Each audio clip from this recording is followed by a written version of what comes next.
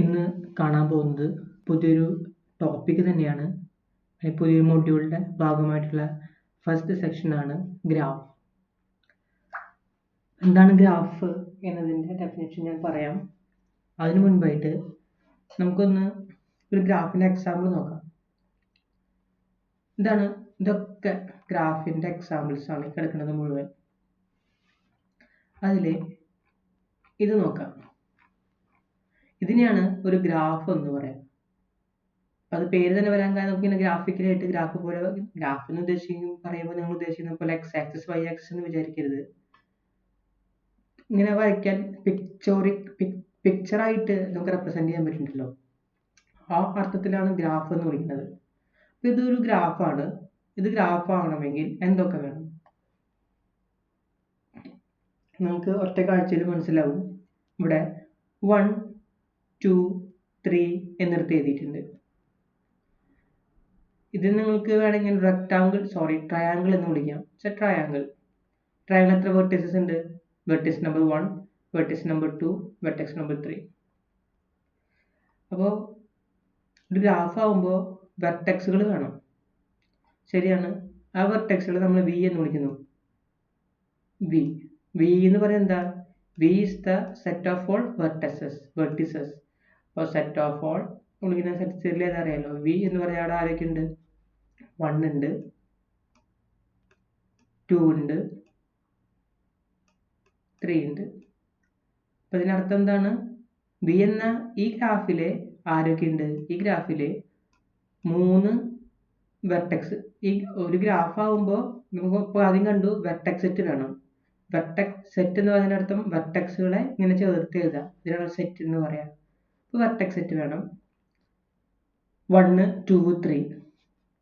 ഇതിനെ മറ്റൊരു പേര് വെർട്ടെക്സ് എന്ന് പറയാം, അല്ലെങ്കിൽ പോയിന്റ്സ്, POINTS പോയിന്റ്സ് എന്ന് പറയാം, അല്ലെങ്കിൽ നോഡ്സ്, NODES നോഡ്സ് എന്ന് പറയാം. അപ്പോൾ വെർട്ടെക്സ് സെറ്റ് അല്ലെങ്കിൽ point set or nodes set എന്ന് പറയാം. അല്ലെങ്കിൽ വേറെ ഇതിൽ പറഞ്ഞാൽ ഈ 1, 2, 3 എന്ന് പറഞ്ഞാൽ വെർട്ടിസസ് ആണ്, വെർട്ടെക്സുകളാണ്, അല്ലെങ്കിൽ നോഡ്സ് ആണ്, അല്ലെങ്കിൽ പോയിന്റ്സ് ആണ്. ഇനി എന്ത് കണ്ടു നിങ്ങൾ? ഇവിടെ ഈ 1നും 2നും ജോയിൻ ചെയ്ത് ലൈൻ വരച്ചിട്ടുണ്ട്. നമ്മളതിനെ എഡ്ജ് എന്ന് വിളിക്കാം. EDGE edge. മറ്റൊരു എഡ്ജാണ് 2നും 3നും ജോയിൻ ചെയ്ത് വരച്ചു. മറ്റൊരു എഡ്ജ് 3നും 1നും ജോയിൻ ചെയ്ത് വരച്ചു. അപ്പോൾ 3 വെർട്ടെക്സ് കൂടി ഉണ്ട്, 3 എഡ്ജസ് കൂടി ഉണ്ട്. അപ്പോൾ ഒരു ഗ്രാഫ് ആണെങ്കിൽ എന്ത് വേണം? എഡ്ജസ് വേണം. Edges, E for edges. ഏതൊക്കെയാണ് എഡ്ജസ്? സെറ്റ്. എത്ര എഡ്ജസ് ഉണ്ട്? X1, X2, X3. അപ്പൊ എന്ത് മനസ്സിലായി? 3 എഡ്ജസും വേണം.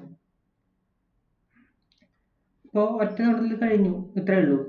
ഇനി 1നെയും 2നെയും ചേർത്താണ് X1 എന്ന എഡ്ജ് വരയ്ക്കേണ്ടത് എന്ന് ഒരാൾ നമുക്ക് പറഞ്ഞു തരണം.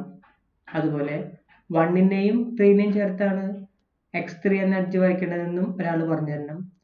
2നെയും 3നെയും ചേർത്താണ് X3 എന്ന എഡ്ജ് വരയ്ക്കേണ്ടതെന്നും പറഞ്ഞു തരണം. അപ്പോൾ ഏതൊക്കെ വെർട്ടെക്സുകളെ ചേർത്താണ് എഡ്ജസ് ഉണ്ടാക്കേണ്ടതെന്ന് ഒരു നിയമമുണ്ട്. ആ നിയമത്തെയാണ് ഫൈ എന്ന് പറയാം. ഫൈ. അപ്പൊ ഒരു ഗ്രാഫ് ആവണമെങ്കിൽ എന്തൊക്കെ വേണം? ഒരു ഗ്രാഫ് ആവണമെങ്കിൽ 3 കാര്യങ്ങൾ വേണം. ഒരു 3 ടപ്പിൾ ആണത്. അവിടെ എന്തൊക്കെ വേണം? വി വേണം, ഇ വേണം, ഫൈ വേണം. മനസ്സിലായി? ഇവിടെ ഞാൻ എനിക്കിതിനെ ഇപ്പൊ ഞാൻ ഇങ്ങനെ ഒരു ബ്രാക്കറ്റിലൂടെ ഉപയോഗിച്ചിട്ടില്ലേ, എനിക്ക് അതിന് പകരം ഇങ്ങനെ ഉപയോഗിക്കാം. ഇങ്ങനെ വട്ടത്തിലുള്ള ബ്രാക്കറ്റ്.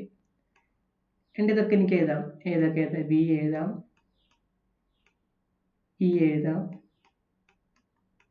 ഫൈ എഴുതാം. ഇതിനെയാണ് ഓർഡേർഡ് പെയർ എന്ന് പറയാം.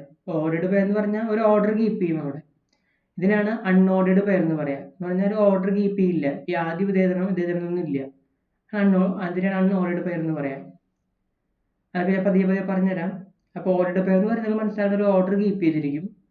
അൺഓർഡേർഡ് പെയർ എന്ന് പറഞ്ഞാൽ ഒരു ഓർഡർ കീപ്പ് ചെയ്യുന്നില്ല. അപ്പം എന്താണ് ഗ്രാഫ്?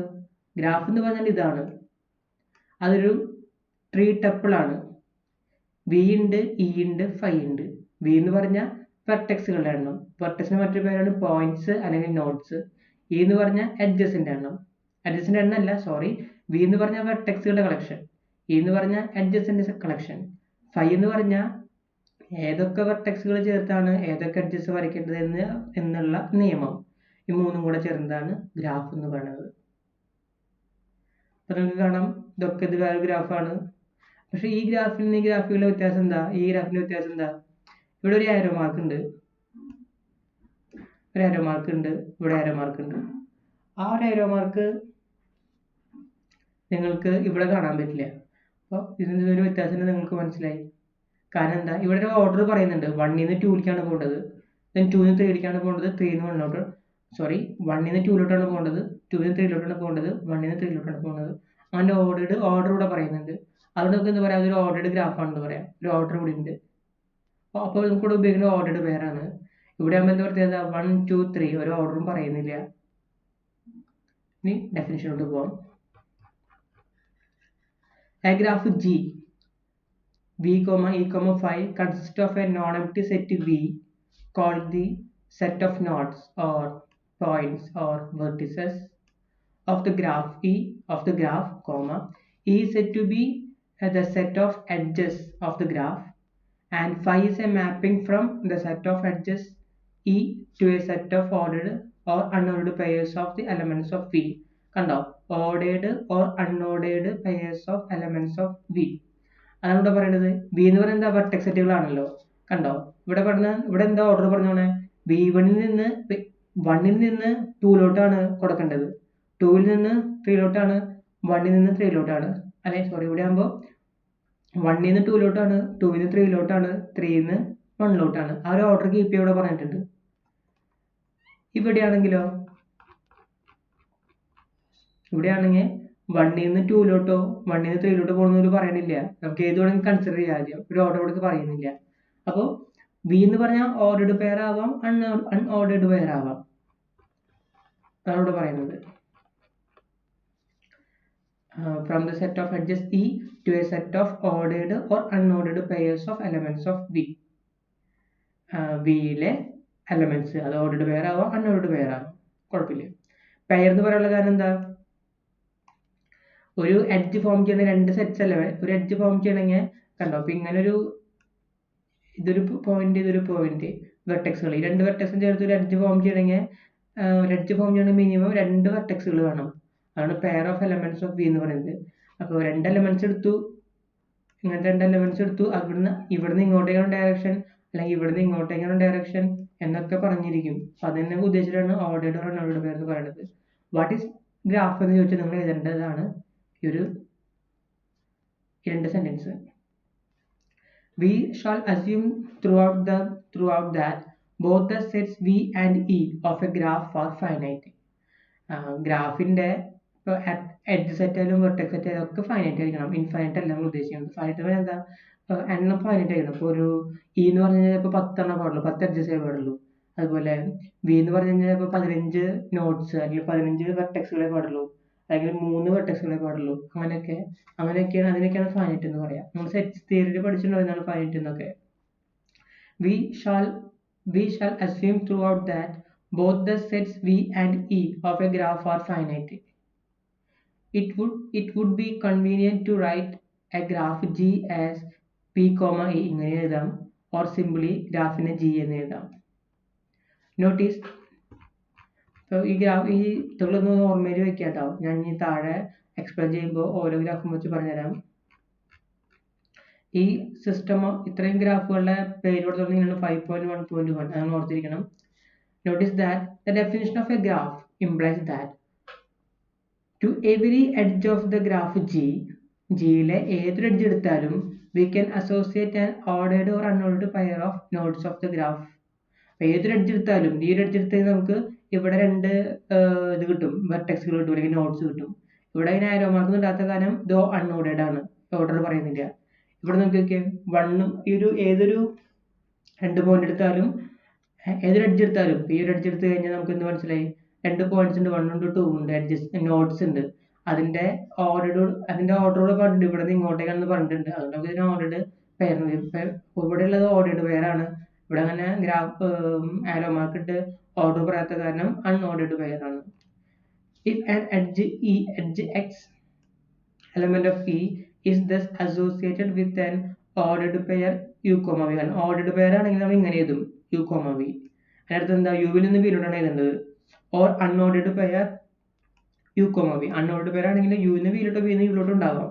ഏതാ ഓർഡർ എന്ന് പറയുന്നില്ല. Where u, v element of V, then we say that the edge x connects or joins the nodes u and v. ഇപ്പോ നോക്കിയോ, ഇതാണ് 1, ഇതാണ് 2. x1 എന്ന എഡ്ജ് എന്ന് പറയാം. x1 is the edge connects the nodes 1 and 2. അവിടെ order വിഷയമാക്കുന്നില്ല. ആദ്യം 1നെ connect ചെയ്യുന്നു, 2 കണക്ട് ചെയ്യുന്നു പറയണേ ഇല്ല. x1 എന്ന എഡ്ജ് 2 നോഡ്സിനെ കണക്ട് ചെയ്യുന്നു ഓർ ജോയിൻ ചെയ്യുന്നു എന്ന് പറയും. Any pair of nodes which are connected by an edge in a graph is called the adjacent nodes. അപ്പോ ഇവിടെ 1ഉം 3ഉം adjacent nodes ആണെന്ന് വെച്ചാൽ എന്താ പറയാ? യെസ്, 1നെയും 3നെയും ജോയിൻ ചെയ്യുന്ന ഒരു വെർട്ടെക്സ് ഉണ്ട് x3. സോറി, ഒരു 1 എന്ന വെർട്ടെക്സിനെയും 3 എന്ന വെർട്ടെക്സിനെയും ജോയിൻ ചെയ്യുന്ന ഒരു എഡ്ജ് ഉണ്ട്, അതാണ് x3. 2ഉം 3ഉം അഡ്ജസന്റ് ആണോ നോക്കിയേ? ആണ്. 2നെയും 3നെയും കണക്ട് ചെയ്യുന്ന ഒരു എഡ്ജ് ഉണ്ട് x2. അങ്ങനെയാണെങ്കിൽ v1ഉം v2ഉം അഡ്ജസന്റ് ആണോ? അല്ല. കാരണം എന്താ? v1നെയും v2നെയും ജോയിൻ ചെയ്യുന്ന ഒരു ലൈൻ സെഗ്മെന്റ് ഇല്ല, ഒരു എഡ്ജ് ഇല്ല. അതുകൊണ്ട് ഇത് എന്തല്ല? അഡ്ജസന്റ് അല്ല. എന്താണ് അഡ്ജസന്റ് നോഡ്സ് എന്ന് ഓർത്തിരിക്കണം.